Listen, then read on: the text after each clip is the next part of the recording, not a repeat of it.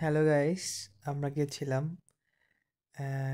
রূপদিয়ে অবস্থিত বিখ্যাত ছোলা জরিনা বাজার। ফার্স্ট অফ অল আমরা এখান থেকে একটি রিক্সা নিয়ে যাই এবং যাইতে যাইতে এখান থেকে কিছু দৃশ্য ক্যাপচার করি আপনাদের জন্য, সেটাই দেখানোর চেষ্টা করছি। এখানকার ছোলা অনেক বিখ্যাত। এখানকার মানুষ আপনারা মানে আসলে আপনাদের অবশ্যই বলবে এখানকার ছোলা অনেক মজার হয়। আমরা ফার্স্ট টাইম যাচ্ছি, দেখা যাক কেমন টেস্ট হয়।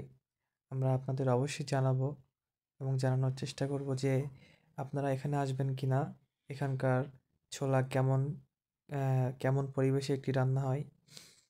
আস্তে আস্তে অনেক সুন্দর একটি দৃশ্য চোখে পড়ে গেল। আমরা যাইতেছি, যাইতে যাইতে অনেক সুন্দর সুন্দর দৃশ্য আপনাদের দেখানোর চেষ্টা করতেছি। এগুলো আসলে আপনারা গ্রামে গঞ্জে আসলেই আপনারা দেখতে পাবেন, শহরের মাঝে এগুলো না। তারপর আমরা একটু হাঁটাহাঁটি করতেছিলাম, ওখানেই একটি সুন্দর ফ্যাক্টরির আপনাদের দেখানোর চেষ্টা করলাম। তারপর আমরা মূল স্থানে চলে আসি।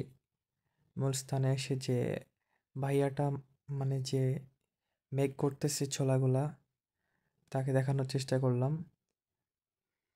তারপর এখানে পেঁয়াজু আছে। তারপর আপনাদেরকে জায়গাটা একটু দেখানোর চেষ্টা করলাম যেখানে বসে আমরা খেয়েছিলাম। দেন ছোলাটা দেখাইলাম, অনেক মজা ছিল, অনেক টেস্টি ছিল। যে ভাইয়াটা মেক করতেছিল সেও অনেক ভদ্র বিহেভ করছে আমাদের সাথে, তার ব্যবহার অনেক ভালো ছিল। আমরা অনেক এনজয় করছি সবাই মিলে। আপনাদের দেখানোর চেষ্টা করতেছি সে কীভাবে এগুলো মেক করতেছিল। তার আলাদা মশলা আছে, টেস্টিং সল্ট, এটা দিলে নাকি তার আরও মজা হয়। এদিকে আরও পেঁয়াজও আছে।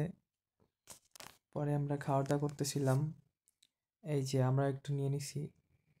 আমরা মোট চার প্লেট অর্ডার করছিলাম।